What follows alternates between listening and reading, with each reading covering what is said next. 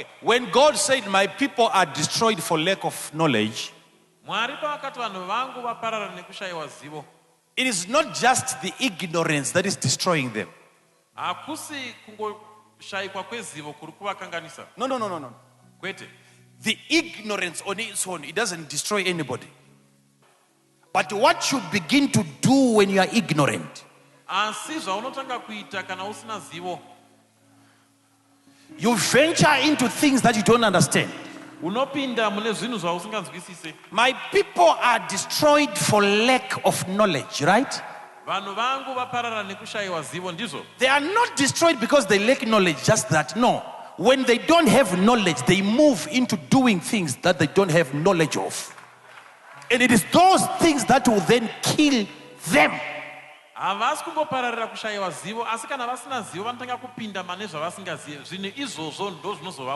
Ignorance on its own. If you don't know electricity, you've never heard of electricity, you've never come across electricity, and electricity is doing its own things and you don't bother it, it will not touch you. But the moment you move towards electricity and you are ignorant of electricity, it is not the ignorance that is destroying you, it is the electricity that is destroying you because of the ignorance.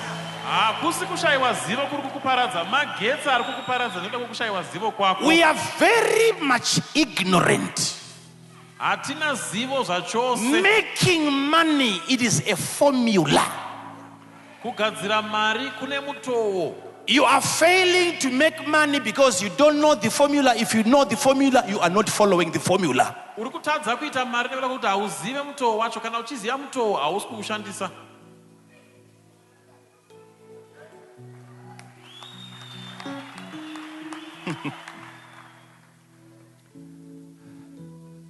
Please, some of these things you need just to write them down and find out when you get back home. Together with the Eco West in the Philippines, and the company called Toxic Link in India, Groundwork in South Africa, NAPE in Uganda, EnviroCare in Tanzania, Bali Focus in Indonesia, there is this organization. I want you to listen to this. It's very, very important.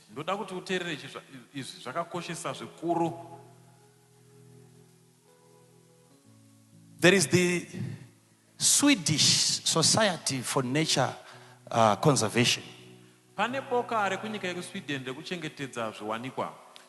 Sweden is considered one of the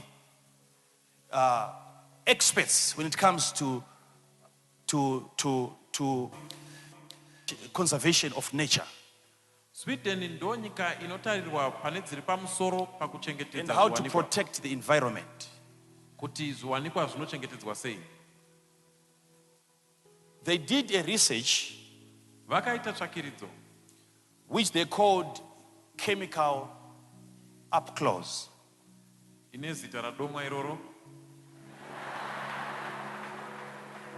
And they were looking into chemicals that are dangerous to people and to animals.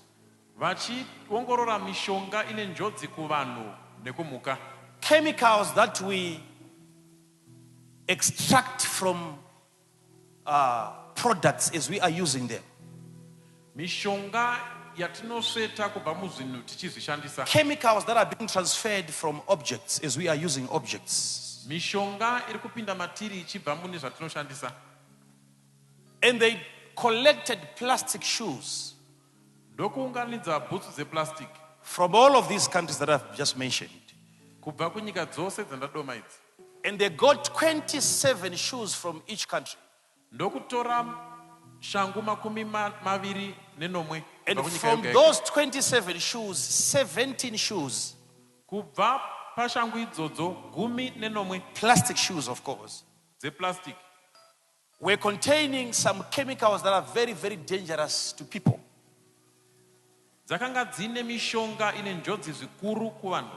One of the chemicals that they found in there is called Phthalates.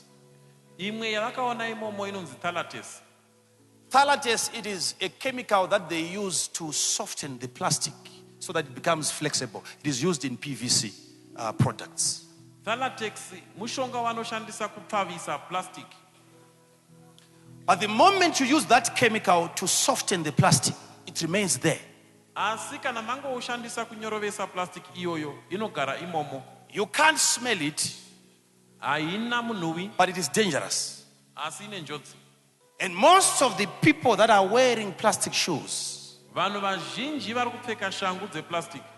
I'm just talking about buying cheap things. I'm still here. Ndiri kungotaura pamusoro pekutenga zvinhu zvakachipa ndichiri apa.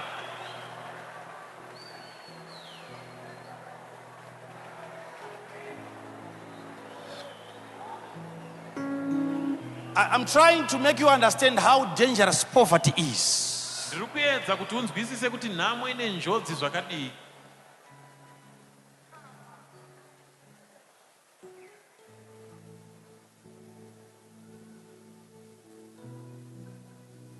Now, Zvino, it is believed that Phthalates is responsible of most of the barrenness that we are going through right now. zvinotendwa kuti mushonga wephthalates ndiwo wakonzera kushayikwa kwembereko kwatiri kuzhinji Phthalates kwatiri can kunyanya. affect you, even your reproductive system. Phthalates inokanganisa kunyange kugona kwako kubereka. It can cause barrenness to women. Unoshayisa mbereko It can mumadzimai. cause low sperm count to men. Unokanganisa urume And yet it is a hwanababa. chemical that is found in most of the shoes that we are wearing right now. Asi iwo uri mushonga unowanikwa mushangu zhinji dzatiri kupfeka I'm ikodzo. praying for you Ndiri kukunamatira. and I'm releasing the anointing into you. Ndiri kuregedzera zodzo mauri. But at the same time, your shoes also are imparting something into your system. Asi panguva imwe chetewo shangu dzako dziri kuregedzerawo zvimwe zvinhu Please maurimo. sit down. Let me explain something. Gara pasi ndimbotsanangura chimwe chinhu. Cheap things are very expensive. Zvinhu zvakachipa zvinodhura chose. I was talking to a certain minister. He had a problem some years back. Vakamboita dambudziko makore He was apfuura. having boils all over his body. Vaita mamota muviri wese. He went to almost every hospital. Vakaenda kuzvipatara zvese. They couldn't treat the problem. Vakatadza kurapa He had to dambudziko. fly out of the country. Ndokubva vabuda munyika. And he went there and he saw a specialist. Ndokuenda ikoko ndokuona mazvikokota. And all he said to him is just remove your shoes. Ndokubva vati kwaari bvisa shangu dzako. And he looked at the shoes Ndokutarisa shangu idzi. and he said, how many pairs do you have of this kind? Ndokuti une shangu ngani dzemhando iyi? And he said, all of my shoes are just like that. Ndokuti shangu dzangu dzese dzakadai. And he took a vessel of water Ndokutora mudziyo ndokuisa mvura. and he said, just put your feet into this water. Ndokuti isa makumbo ako tsoka dzako mumvura iyi. And he put some few chemicals in there. Ndokungoisa mishonga mishomanana. And he said, it's for nothing. Ndokuti hapana zviripo. It is so that I can just treat your feet. Kungoti ndigone kurapa. But the tsoka moment you dzako. go back, don't wear any shoe which looks like this. Asi kana wazodzokera usadzokororezve kupfeka shangu yakafanana And the neiyi. moment he stopped wearing those shoes, that was the end of his problem. Paakangoregedza kupfeka shangu idzo dambudziko rakabva rapera. Everything that you are seeing from your head going down, it's a manifestation of what is happening under your feet. Zvese zvauri kuona zviri kuitika kubva kumusoro zvichidzika kuratidzwa kwezviri kuitika kutsoka uko. Now listen to me. Nditeerere. So as we are buying cheap products, we are importing diseases into Africa. Tichitenga zvakachipa, tiri kutenga zvirwere. Why? Because cheap things are very expensive. Chikonzero zvinhu zvakachipa zvinodhura chose. From here to Bulawayo, Kubva pano kusvika Bulawayo. if it costs you $50 or $20, let's say $20 by bus, Kana zvichiita madhora makumi maviri nebhazi. and you prefer a train because it costs you $10, Iwe woda kuenda nechitima nekuti chinoita gumi ramadhora. instead of traveling for 5 hours Panze pekufamba maawa mashanu by bus, nebhazi. it's going to take you 2 days by train, Zvichakuitira mazuva maviri nechitima. and you are going to require breakfast today and lunch today and dinner today in that train. uchada kudya kwamangwanani, kudya and another breakfast before you arrive. nekudya kwamangwanani zvakare kwezuva rinotevera. Why? Because cheap things are always expensive. Nekuti zvinhu zvakachipa zvagara zvinodhura. And using train, not only are you going to pay money, you are also going to pay with your health. Kushandisa chitima hausi kungoripa nemari chete. By the time you arrive, you are exhausted. Unosvika waneta. Buying cheap things, you pay more.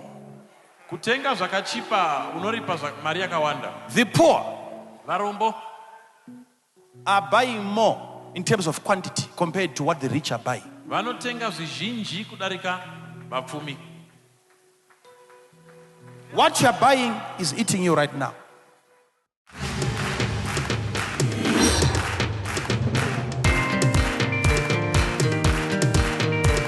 Jesus can cause things to happen within seconds.